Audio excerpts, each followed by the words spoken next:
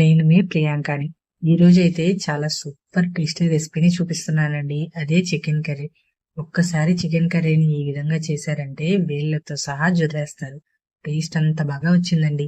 Late చేయకుండా రెసిపీని start చేసేద్దాం. ముందుగా ఒక బౌల్లోకి 1 కేజీ వరకు చికెన్ ని 1కి 2 సార్లు శుభ్రంగా కడిగి తీసుకోవాలి. ఈ చికెన్ కి సరిపడినంత ఉప్పు, అలానే 1.5 స్పూన్ల వరకు కారాన్ని వేసుకోవాలి. తినే కారాన్ని బట్టి మరొక 1/2 స్పూన్ వరకు కారాన్ని యాడ్ చేసుకోవచ్చు. అలానే 1/2 స్పూన్ వరకు గరం మసాలా, 1 స్పూన్ వరకు ధనియాల పొడి, అలానే 2 స్పూన్ల వరకు అల్లం వెల్లుల్లి పేస్ట్ ని తీసుకోవాలి. అప్పటికప్పుడు గ్రైండ్ చేసుకున్న అల్లం వెల్లుల్లి పేస్ట్ అయితే చికెన్ టేస్ట్ చాలా బాగుంటుందండి. 1/2 స్పూన్ వరకు పసుపు, 2 స్పూన్ల వరకు ఆయిల్ ని వేసుకొని అన్ని కలిసిపోయేలాగా ఒకసారి అంతా మిక్స్ చేసుకోవాలి. మనం వేసుకున్న ఉప్పు, కారం, పసుపు, అల్లం వెల్లుల్లి పేస్ట్, గరం మసాలా ఇలా మసాలాలు అన్ని ముక్కలకి పట్టేలాగా కలుపుకోవాలి.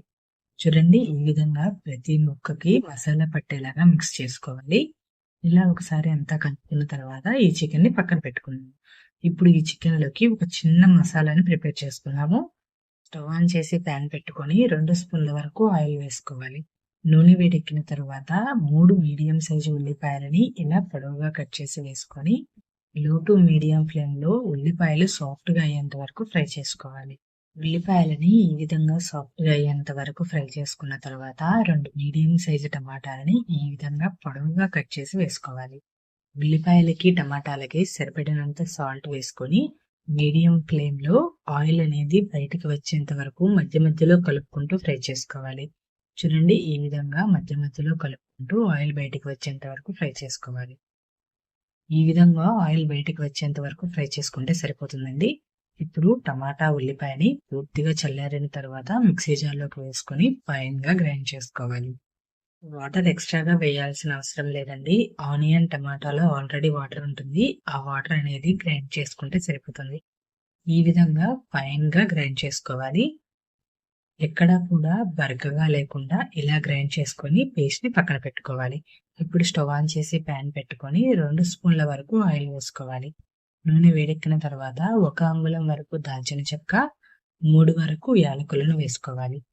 ఆనియన్, టమాటాని గ్రైండ్ చేసుకున్న పేస్ట్ ని కూడా వేసుకొని ఒకసారి అంతా మిక్స్ చేసుకోవాలి. ఫ్లేమ్ ని లో ఫ్లేమ్ లోకి సెట్ చేసుకొని ఒకసారి అంతా కలుపుకుంటే అడుగు పట్టేయకుండా ఉంటుందండి. ఇలా లో ఫ్లేమ్ లో ఒకసారి అంతా మిక్స్ చేసుకున్న తర్వాత 1 స్పూన్ వరకు అల్లం వెల్లుల్లి పేస్ట్ ని వేసుకోవాలి. ఇప్పుడు ఒకసారి అంతా మిక్స్ చేసుకొని దీని మీద మూత పెట్టి లో ఫ్లేమ్ లో ఆయిల్ అనేది పైకి వచ్చేంత వరకు మగ్గించుకోవాలి. 3 నుండి 5 నిమిషాలు లో టు మీడియం ఫ్లేమ్ లో మగ్గిస్తే ఆయిల్ ఈ విధంగా పైకి వచ్చి మసాలా అనేది పర్ఫెక్ట్ గా రెడీ అయిపోతుందండి. ఈ విధంగా ఆయిల్ అనేది పైకి వచ్చేంత వరకు మగ్గిస్తే మన చికెన్ కర్రీ కూడా టేస్ట్ చాలా బాగుంటుంది. ఇప్పుడు ఒకసారి అంతా మిక్స్ చేసుకొని మనం మ్యారినేట్ చేసుకున్న చికెన్ ని ఈ మసాలాలో వేసుకున్నాం. మసాలా అంతా ముక్కలకి పట్టేలాగా మిక్స్ చేసుకున్న తర్వాత దీని మీద మూత పెట్టి మీడియం టు హై ఫ్లేమ్ లో 5 నిమిషాలు మగ్గిస్తే సరిపోతుంది. 5 నిమిషాలు దీని మీద మూత పెట్టి ఉడికించుకున్నాము. అలా ఉడికిస్తే చికెన్ నుండి వాటర్ రిలీజ్ అవుతుందండి. అలా చికెన్ నుండి నీళ్లు బయటికి వచ్చేంత వరకు ఉడికించుకోవాలి. చూడండి, ఈ విధంగా ఉండేలా ఉడికించుకుంటే సరిపోతుంది. ఇలా ఉడికించుకున్న తర్వాత చికెన్ ముక్కలు మునిగేంత వరకు వాటర్ ని వేసుకోవాలి. మనకి ఎంత గుజ్జుగా కావాలో అంత వాటర్ వేసుకుంటే సరిపోతుంది. వాటర్ మరీ ఎక్కువగా వేయకూడదండి. నేను తీసుకున్న 1 కేజీ చికెన్ కి ఒక 100 ml వరకు వాటర్ తీసుకున్నానండి.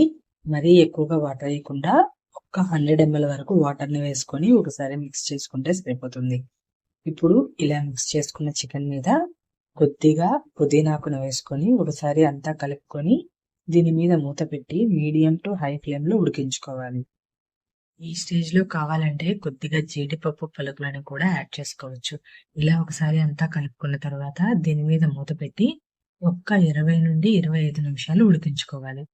20 నిమిషాల తర్వాత ముక్క కూడా సాఫ్ట్ గా ఉడికిపోతుందండి. ఇప్పుడు ముక్క అనేది ఉడికిందో లేదో చూద్దాము. ముక్కని ఈ విధంగా కట్ చేసి చూస్తే ఈజీగా కట్ అయిపోవాలి. ఈ విధంగా చికెన్ కర్రీని చేశారు అంటే వేళ్లతో సహా నాకేయడం పక్క. టేస్ట్ అయితే వేరే లెవెల్లో వచ్చిందండి. మరి ఈ చికెన్ కర్రీని మీరు కూడా తప్పకుండా ట్రై చేస్తారు కదా. ట్రై చేసి ఎలా వచ్చిందో నాతో షేర్ చేసుకోండి.